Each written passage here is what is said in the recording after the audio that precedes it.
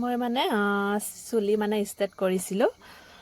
State কৰাটো বাৰু ইমান নেদেখুৱালোঁ। ইয়াত দেখিছেনে চুলিখিনি মানে বহুতখিনি মানে লাম্বা আছিলে, এতিয়া মানে ইমানখিনি হৈ থাকিলে। ষ্টেট কৰিছিলোঁ। তাৰপাছত আৰু ঘৰত যিহেতু কাম কৰি থকা খাই, সেইটো কাৰণে অলপমান মানে আগৰখিনি অলপমান বতাহ খালে। আৰু যিহেতু মাহঁতে মই যেতিয়া ষ্টেট কৰিছিলোঁ তাৰ পাছদিনাখনে মাহঁতে মানে নগাঁৱলৈ গৈছিলে। তাৰপাছত কামখিনিতো মই কৰিবলগীয়া হৈছে, ৰাতিপুৱা মানে ল'ৰাকেইটা স্কুল যাব লাগে। তাৰপিছত আকৌ মোৰ মানুহজনে কি কৈছে গম পাইছানে? ষ্টাৰ্ট নকৰোঁতে বোলে ভাল দেখিছিলে মানুহজনী, আৰু যেতিয়াৰ পৰা ষ্টাৰ্ট কৰিছোঁ তেতিয়াৰ পৰা বোলে মানুহজনী কিবা আনচাইজ যেন লাগিছে। আপোনালোকে কমেণ্ট কৰি জনাবচোন মোক, আনচাইজ যেন লাগিছেনে নে বোলে ভাল লাগিছে? আপোনালোকে কমেণ্ট কৰি জনাবচোন।